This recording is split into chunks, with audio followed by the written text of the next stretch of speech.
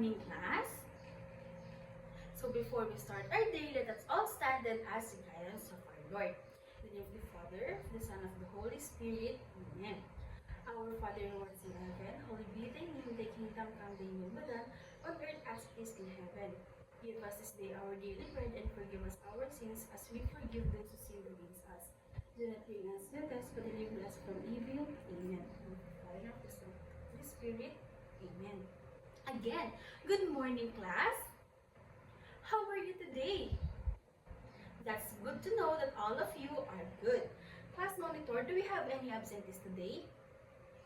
That's also good to know that all of you are present. That means you are all ready to learn new things and to gain more knowledge. So before we formally start our new discussion, I have prepared a classroom rules. So our classroom rules are: listen carefully, do not speak in chorus, respect each other, and raise your hand to speak. So these classroom rules will serve as our guide to maintain the classroom management.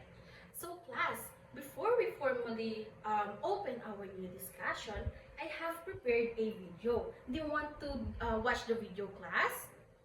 Alright, so all you have to do is copy what's on the video doing. Again, all you have to do is copy what's on the video doing, because later on, I will ask a question regarding on the video.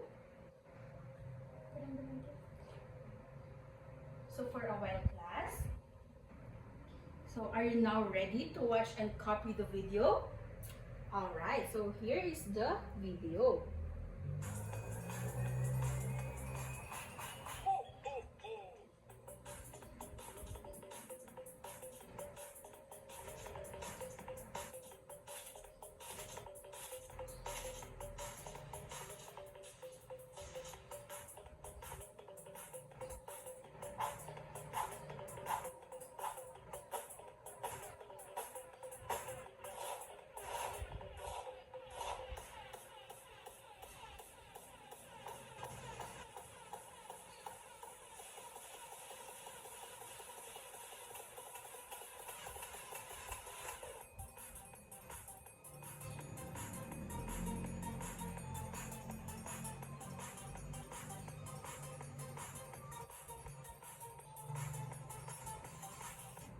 Alright, class. So, based on the activity that you did, what have you observed? Yes, Sarah? Very good. You're copying what's on the video doing. Another answer? Yes, Ira? Very good. You're looking on your hand movement. So, that's what we're going to discuss today. But before that, I wanted to know what's the goal of our discussion for today. So, the objective is define what hand-eye coordination is in terms, demonstrate hand-eye coordination through guided physical games, and participate actively and safely during activity games. So, the topic of our discussion for today is hand-eye coordination through games. Can you please all say again? Hand-eye coordination through games.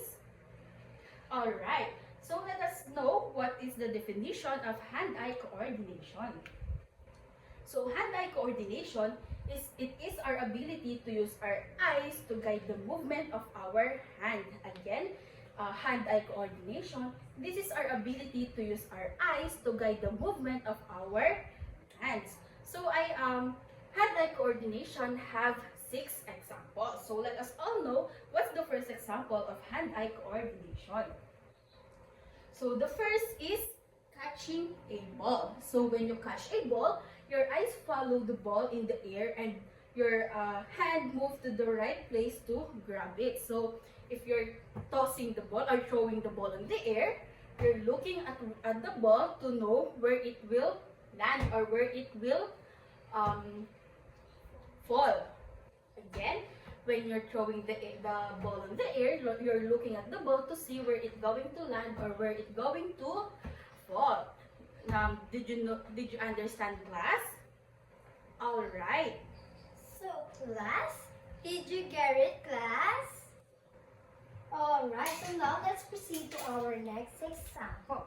So the second example is throwing something in a basket. Can you all read, class?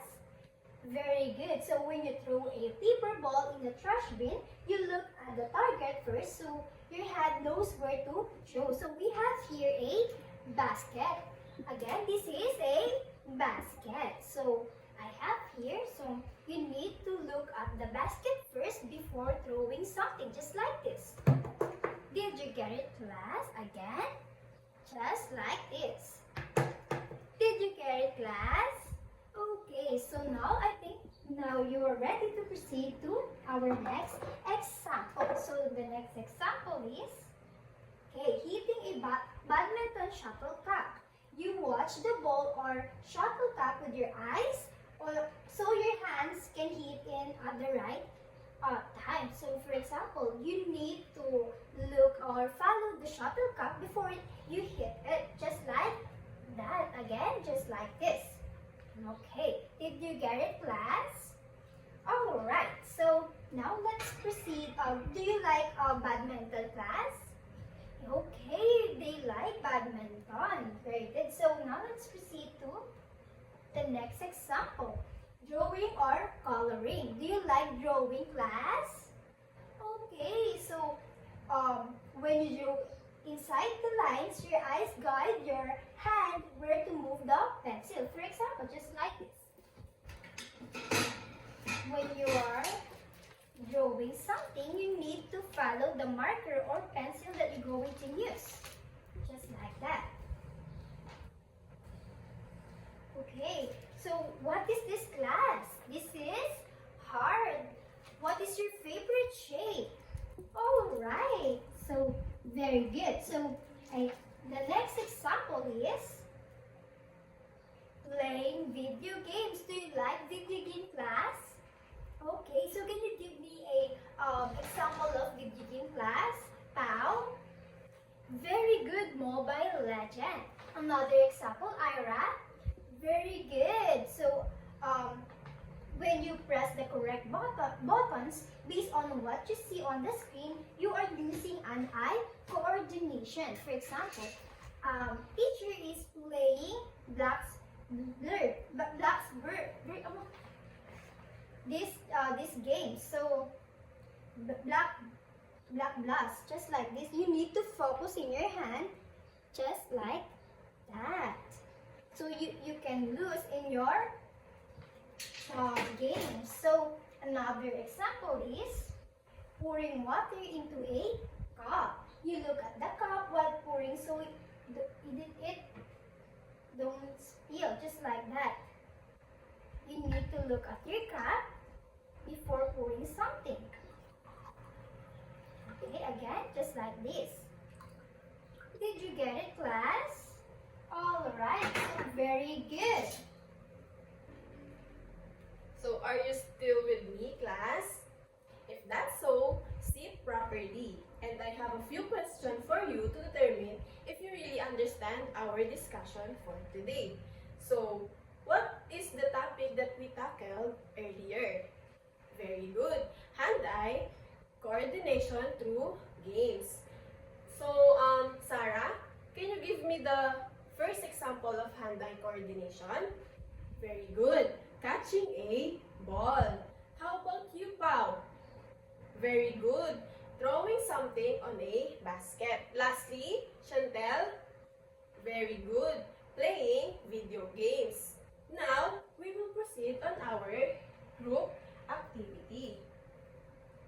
So, in our group activity, we have 3 games. And the game 1, we call it catch and clap. So, clap once before catching it and clap twice or walk while tossing. And for the game 2, we call it cup, target, throw. So, students throw crumpled paper balls into cups placed at different distances and count how many successful throws they make. And for the game 3, which is the last game, we call it follow the bounce relay. So, students bounce the ball while walking along a straight line and pass the ball to the next classmate like a relay. Did you get it, class? Very good. So now we will be proceeding on our individual activity. I have prepared here a paper and pen activity for your individual activity, and the instruction is read the questions carefully and encircle the letter of the correct answer. Again, read the questions carefully and encircle the letter of the correct answer. So you have 3 minutes to answer this. You may start answering now. Are you done, class? If that's so, pass your papers forward. And for our assignment, try one hand-eye coordination activity at home, such as catching a ball, tossing a sack into a basket, or playing with a balloon. And write 3 to 5 sentences about your experience. Again, for your assignment, try one hand-eye coordination activity at home, such as catching a ball, tossing a sack into a basket, or playing with a balloon, and write 3 to 5 sentences about your experience. Did you get it, class? Very good. Alright, class. Did you learn something today?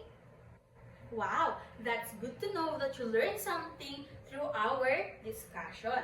So, can you please all stand and pick up the pieces of trash you see around you and align your chairs properly. After that, remain standing for our closing prayer. So, let's all pray. In the name of the Father, of the Son, of the Holy Spirit. Amen. Our Father who art in heaven, holy be thy name, thy kingdom come, thy will be done, on earth as it is in heaven. Give us this day our daily bread, and forgive us our sins, as we forgive those who sin against us. Do not bring us to the test, but deliver us from evil. Amen. Holy Spirit, amen. So that's all for today, class. I hope you enjoy our discussion for today. Goodbye!